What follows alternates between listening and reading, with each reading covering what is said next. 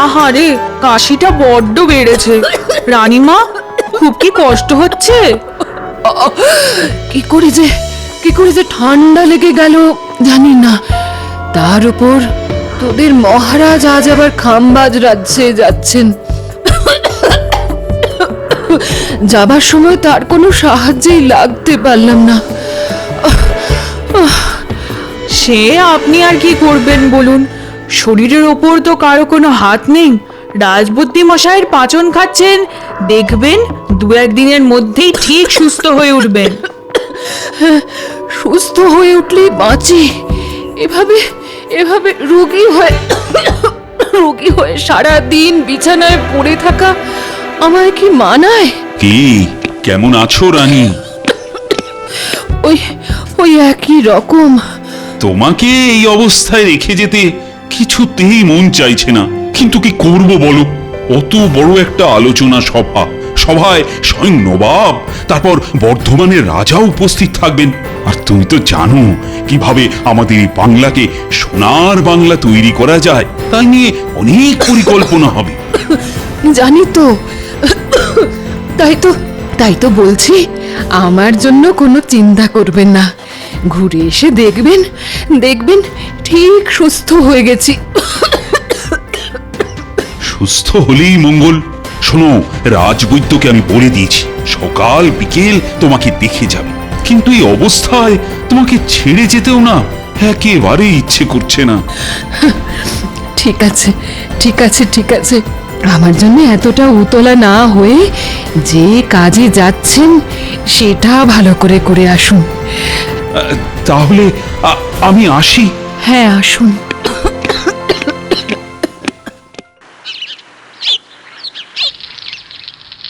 গিন্নি, গিন্নি, আরে দেখো দেখো, বাজার থেকে আজ কিরকম জ্যান্ত কই মাছ এনেছি। কই মাছ? আহা, খুব ভালো করেছো। কদিন ধরে আমার মনটা কেবল ওই কই মাছ করছিল গো। শোনো, তুমি ততক্ষণ রাধা শুরু করে দাও, আমি একবার চট করে রাজবাড়ি থেকে ঘুরে আসি। কেন? এই রাজবাড়ি কেন? মহারাজ তো কদিন হলো খামবাজ রাজ্যে গেছে না, তাই তো রাজসভা এখন না বন্ধ।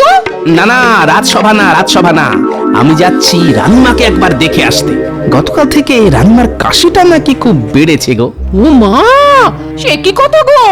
না, তাহলে আর দেরি করো না, যাও চট করে ঘুরে এসো। হ্যাঁ,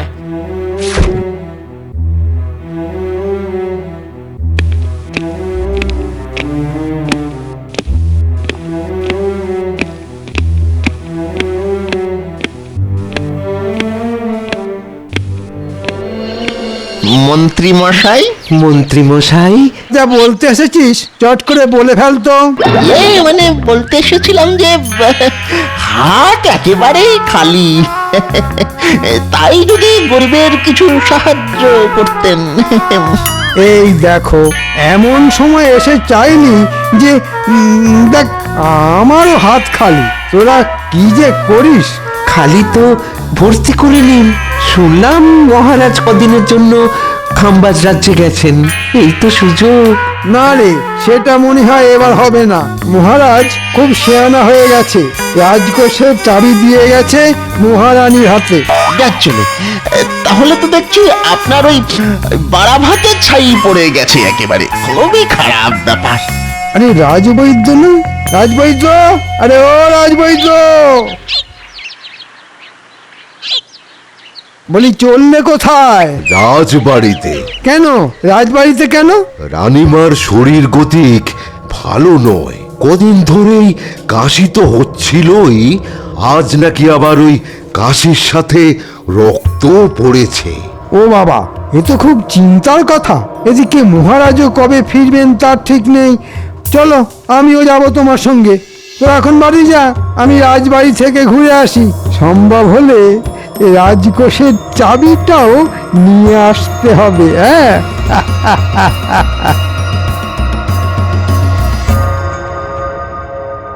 এখন কেমন আছেন রানীমা? খুব একটা ভালো নয় গোপাল। কাশিটা কিছুতেই কমছে না। আজ আবার কাশতে কাশতে রক্ত পড়েছে। সে কি?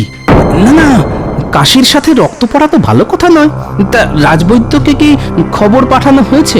হ্যাঁ, পাঠিয়েছি, তিনি এসে পড়লেন বলে। এসে পড়লেন নয়, এসে গেছি। আপনি কোনো চিন্তা করবেন না রানীমা, রাজবৈদ্যকে একেবারে বাড়ি থেকে তুলে নিয়ে এসেছি। আমাকে আবার তুলে আনলো কখন?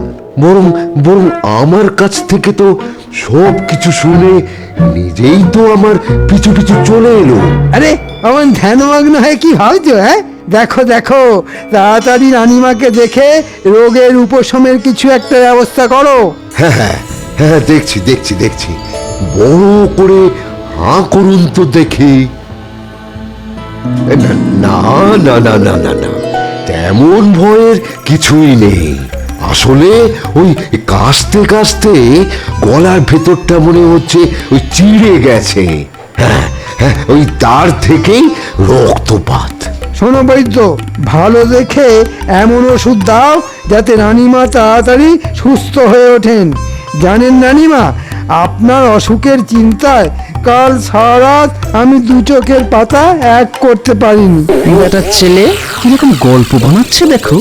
আজ সকালে বাজারে দেখা হতে একবারও তো রানীমার কথা বললো না, উল্টে গুচ্ছের বাজার করে আমার নাকের উপর দিয়ে থলি দুলিয়ে বাড়ি চলে গেল। কাশিটা পুরোপুরি নির্মূল হতে আরো কটা দিন সময় লাগবে।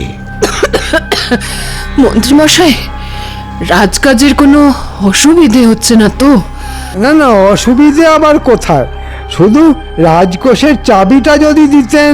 কেন, রাজকোষের চাবি দিয়ে আপনি আবার কি করবেন? দেখো গোপাল, যা বোঝো না তা নিয়ে কথা বলো না। বারে, বুঝবো না কেন? মহারাজ তো যাকে যা দেবার সবকিছু দিয়ে গেছেন। হ্যাঁ, তা অবশ্য দিয়ে গেছেন। তাই রাজকোষের চাবি না পেলেও রাজকাজ আটকাবে না, আর রাজবাড়ির হেসেলও বন্ধ হয়ে যাবে না। বেটা পেট মোটা আমার সব মতলবে জল ঢেলে দিল।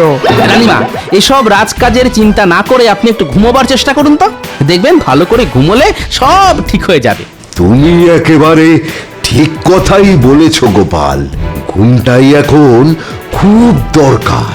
আমি তাহলে এখন আসছি রানীমা, বিকেলে আবার আসবো।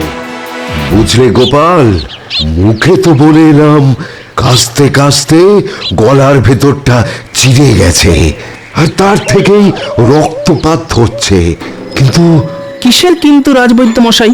সত্যি কথা বলতে কি, রানীমার শরীর গতিক কিন্তু সুবিধার বলে মনে হলো না। আজ না হয় পাচন দিলাম, পাচন খেয়ে সুস্থ হয়ে গেলে ভালো, কিন্তু কিন্তু ভালো না হলে খুবই চিন্তার বিষয়ে গোপাল। কি বলছেন কি? আমি ঠিকই বলছি। এদিকে মহারাজও রাজ্যের বাইরে, তিনি থাকলে এতটা চিন্তা আমার হতো না। তার মানে মহারাজকে খবর পাঠাতে বলছেন? কিন্তু সেখানেও তো সমস্যা। খাম্বাজ রাজ্য তো আর খুব একটা কাছে নয়, দ্রুতগামী ঘোড়ায় চড়ে গেলেও 1.5 দিন লেগে যাবে। হ্যাঁ, ওই যাওয়া আসার দূরত্বটা একটা সমস্যা বটে। যেতে 1.5 দিন, আসতে 1.5 দিন, তারপর মহারাজকে খবর দিয়ে নিয়ে আসা, সবকিছু করতে করতে তো কমপক্ষে 3-4 মতো তো লেগে যাবেই। না না রাজবৈদ্য মশাই, ওই মহারাজের কথা মাথা থেকে নামিয়ে যা করার তা আপনাকেই করতে হবে, আর 2-1 দিনের মধ্যেই রানীমাকে ভালো করে তুলতেই হবে।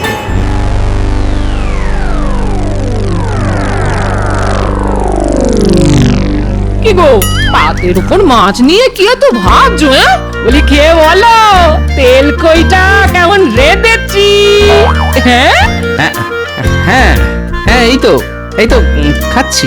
না, আজ তো দেখছি তোমার মাথায় চিন্তামণি ভর করেছে। এই এই কি এত ভাবছো বলো তো? ভাবছি মানুষ দূরে কোথাও চলে গেলে বিপদে আপদে তাকে খবর পাঠাবার কোনো ব্যবস্থাই নেই আমাদের কাছে।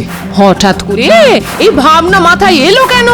দেখো, রানীমার এত শরীর খারাপ, অথচ তার সব থেকে কাছের মানুষ মহারাজকে চট করে এই খবর জানানো যাচ্ছে না।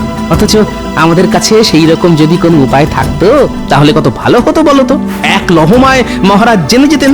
এই দেখো দেখো, এই উপায় যখন নেই তখন তা নিয়ে 7-5 ভেবে তো কোনো লাভ নেই। হ্যাঁ, এই ওসব কথা মাথা থেকে নামিয়ে ভালো করে খাও তো খাও, এই খাও খাও। কাল একবার বিজ্ঞানীর সঙ্গে এই নিয়ে কথা বলতে হবে।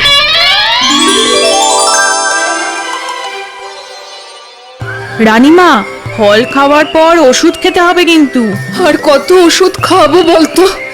এখন তো আমি অনেকটা সুস্থ আছি। কাশিও তো তেমন নেই বললেই চলে। তবুও রাজবৈদ্য মশাই নিয়ম করে ওষুধ খাওয়াতে বলে গেছেন। ভেতরে আসবো রানীমা? হ্যাঁ হ্যাঁ, এসো এসো। এখন কেমন আছেন রানীমা? ভালো আছি বৈদ্যমশাই। সত্যি কথা বলতে কি, আপনি ধন্বন্তরী। আপনার ওষুধ যেন কথা বলল। যাক বাবা, ফাঁড়া কেটে গেল। এই কথা কেন বলছো গোপাল? বলছি কি আর সাধে, এদিকে আপনি গুরুতর অসুস্থ, ওদিকে মহারাজ শতেক যোজন দূরে। চিন্তায় তো আমাদের হাত পা পিঠের মধ্যে সেঁধিয়ে যাচ্ছিল। ওষুধটা কিন্তু নিয়মিত খাবেন, আর তেমন কিছু বুঝলে সঙ্গে সঙ্গে আমাকে খবর পাঠাবেন। এখন তাহলে আসি রানীমা। হ্যাঁ হ্যাঁ, আসুন আসুন।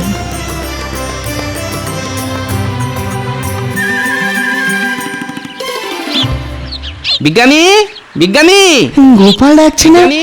দাঁড়াও দাঁড়াও, আসছি।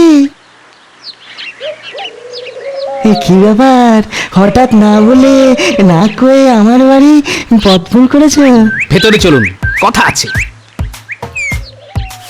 হ্যাঁ, এবার বলো কি কথা? আচ্ছা বিজ্ঞানী, ধরুন কোনো মানুষ দূরে কোথাও কাজে গেল, হ্যাঁ, সে তো যেতেই পারে। এর মধ্যে তার বাড়িতে কোনো বিপদ ঘটলো, হ্যাঁ, সে তো ঘটতেই পারে। তাহলে মানুষটা সেই খবর পাবে কি করে? হ্যাঁ, হঠাৎ এই প্রশ্ন কেন? আপনি তো জানেন রানীমার শরীর গতিক ভালো যাচ্ছিল না। হ্যাঁ, কথাটা শুনে অবধি খুব চিন্তায় আছি গোপাল। তা আজ কেমন আছেন উনি? একরকম সুস্থ হয়ে গেছেন, যাক বাবা, নিশ্চিন্ত হওয়া গেল। কিন্তু আমি যে পুরোপুরি নিশ্চিন্ত হতে পারছি না বিজ্ঞানী। কেন? ধরুন রানীমার যদি বাড়াবাড়ি হতো, তাহলে তো সেই খবর মহারাজকে পাঠাতেই 1.5 দিন লেগে যেত। তারপর মহারাজের ফিরে আসা, সেও প্রায় 1.5 দিন। খুবই ন্যায্য কথা বলেছো গোপাল। একমাত্র ঘোড়া ছাড়া আমাদের কাছে না আছে কোনো দ্রুতগামী যান, না আছে খবর পাঠানোর কোনো ব্যবস্থা। দূরত্বের কাছে আমরা সত্যিই বড় অসহায় গোপাল।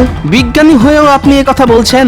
আচ্ছা, বিজ্ঞান কি এমন কোনো যন্ত্র আবিষ্কার করতে পারে না, যা দিয়ে বিপদে আপদে দূরের লোকের সঙ্গে খুব তাড়াতাড়ি যোগাযোগ করা যায়? ব্যাপারটা নিয়ে আমিও এক সময় ভাবনা চিন্তা করেছিলাম গোপাল। এক প্রান্ত থেকে অন্য প্রান্তে খবর পাঠানোর জন্যে কিছু পরীক্ষা নিরীক্ষাও করেছিলাম, কিন্তু পরে আর নানান কাজের চাপে সেটা আর বেশি দূরে গইনি। হ্যাঁ, এবার সব কাজ ফেলে ওটাকে নিয়ে ভাবনা চিন্তা শুরু করে দিন। একবার যদি ওটা আবিষ্কার করতে পারেন না, তাহলে দেখবেন আপনি জগৎ বিখ্যাত হয়ে যাবেন। বলছো? ঠিক আছে ঠিক আছে, কাল থেকেই না হয় শুরু করে দেবো, কেমন? কাল নয়, আজই, আজ থেকেই শুরু করে দিন। আজ থেকে? হ্যাঁ হ্যাঁ হ্যাঁ, আজ থেকেই। ঠিক আছে, তাই হবে গোপাল। না, আজ 2 দিন ধরে ঘরের দরজা বন্ধ করে বিজ্ঞানী যে কি করছে কে জানে। দোরগোড়ায় গিয়ে ডাকলেও সাড়া মিলছে না। যাগে, কাল ভোর ভোর উঠে একবার ওর বাড়ি যেতে হবে।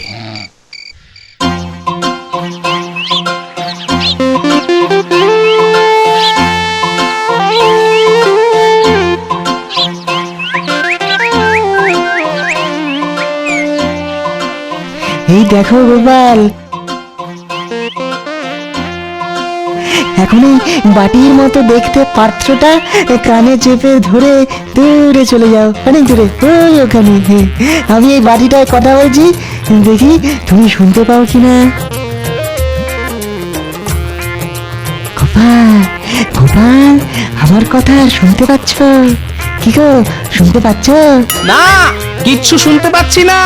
দেখো তো এবারে শুনতে পাচ্ছ কিনা। না, শুনতে পাচ্ছি না কিছু। কিছু শুনতে পাচ্ছ না? আচ্ছা, কি করি? আচ্ছা আচ্ছা গোপাল, যন্ত্রটা নিয়ে তুমি তোমার ঘরের চালের উপরে ওঠো তো, তারপরে দেখো শুনতে পাও কিনা। কি গোপাল, শুনতে পাচ্ছ? হ্যাঁ হ্যাঁ, এবারে পাচ্ছি, তবে আস্তে আস্তে। কি গোপাল, এবারে শুনতে পাচ্ছ? হ্যাঁ বিজ্ঞানী, শুনতে পাচ্ছি, শুনতে পাচ্ছি, একদম স্পষ্ট শুনতে পাচ্ছি। কিছু একটা হচ্ছে মনে হচ্ছে, আড়াল থেকে শুনতে হবে।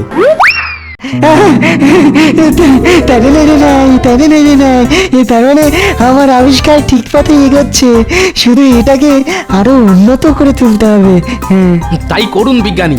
আর একবার যদি দূরের লোকের সঙ্গে কথা বলার যন্ত্র আবিষ্কার করে ফেলতে পারেন না, তাহলে দেখবেন সারা দুনিয়া আপনাকে কেমন মাথায় তুলে নাচবে।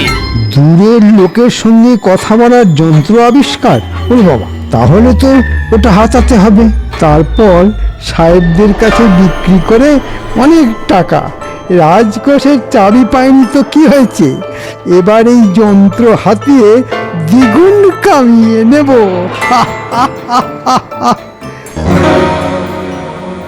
এবারে আমন জোরে মারবো না, দেখবি আমার গুলির তোরা কেউ ধরতেই পারবি না। ঠিক আছে ঠিক আছে, ওই বড় বড় কথা না বলে মেরে দেখা।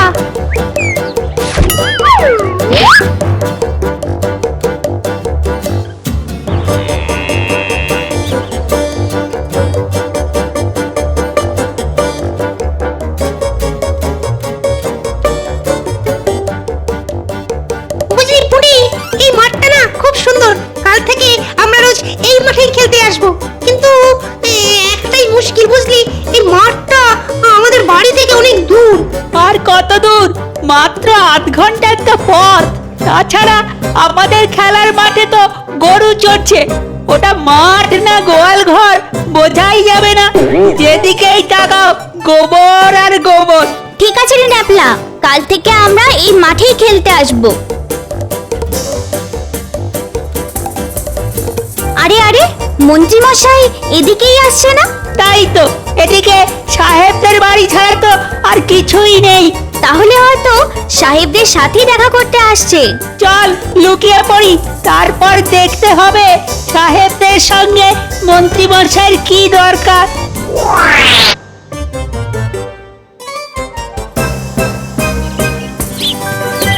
সাহেব, সাহেব, ও সাহেব, কোথায় গেলে সব? আরে মন্ত্রী, কি ব্যাপার? What happened? একটা দারুণ খবর নিয়ে এসেছি সাহেব। বলো বলো, কি খবর? আমাদের বিজ্ঞানী একটা দারুণ যন্ত্র আবিষ্কার করে ফেলেছে। হ্যাঁ গো সাহেব, দূরের লোকের সাথে কথা বলার যন্ত্র। দূরের লোকের সহিত কথা বলার যন্ত্র? How rubbish! How strange! আমরা এতদিন যা পারিলাম না, সামান্য একজন কালা আদমি তাহা করিয়া ফেলিল। না না না না না, একেবারে হইতে দেওয়া যায় না। হ্যাঁ, তা তো যাই না সাহেব, তাই আমি ওটা গোপনে তোমাদের হাতে তুলে দিতে চাই। বহুত আচ্ছা, বহুত আচ্ছা। যেমন করিয়া পারো ওই যন্ত্র আমাদের হাতে আনিয়া দাও। তা না হয় দেব, কিন্তু তার বদলে আমি কি পাবো? বলো, কি চাও তুমি? তেমন কিছু নয়, মাত্র 1000 মোহর। ঠিক আছে, তাই পাবে। আগে ওই যন্ত্রটা তো আনিয়া দাও।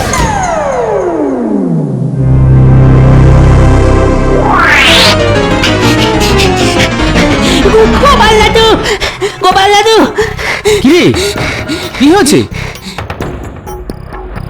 ঠিক আছে ঠিক আছে, তোরা যা, আমি এর ব্যবস্থা করছি।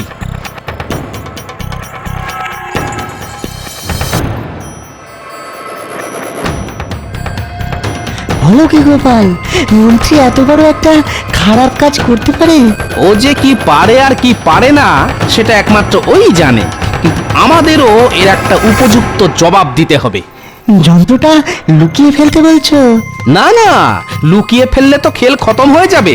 শুনুন, এমন কিছু একটা করুন যাতে বাক্সের হ্যান্ডেল ঘুরিয়ে যন্ত্র চালু করলেই দুম করে ফেটে যায়। খুব ভালো বলেছো গোপাল, এটাই হবে শটে শটাল সমাচারের। আমি বাক্সের ভেতরে বারুদ ভরে রাখবো। তাহলে বুঝতে পারলি তো কি করতে হবে? জলের মতো বুঝে গেছি।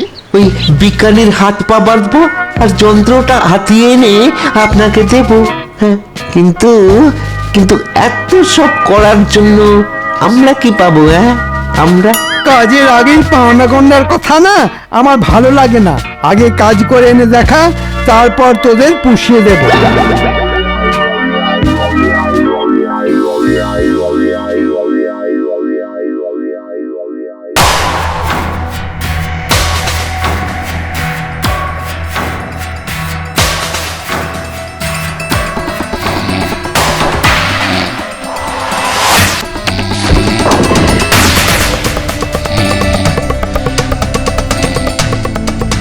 বিজলি ঘটা, এটাই মনে হচ্ছে সেই যন্ত্র যেটা মন্ত্রী মশাই হাতাতে বলেছেন। তাহলে তাহলে চল ওই যন্ত্রটা নিয়ে পালাই। হ্যাঁ, কিন্তু কিন্তু বিজ্ঞানীর হাত পা পাততে হবে তোরে। দরকার নেই, ও বেটা ঘুমিয়ে একেবারে কাঁদা।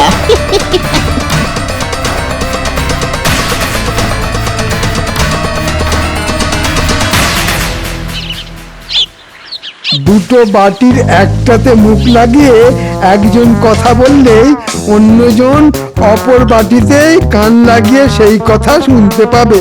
হ্যালো হ্যালো, শুনিতে পাইতেছো? Hello hello hello. No man no, কিছু শোনা যাইতেছে না।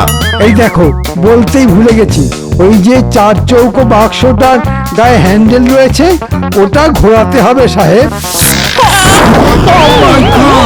এটা যন্ত্র দিয়া আমাদের মারিয়া ফেলিবার ষড়যন্ত্র। ওরে বাবা রে, মেরে ফেললে রে, মেরে ফেললে।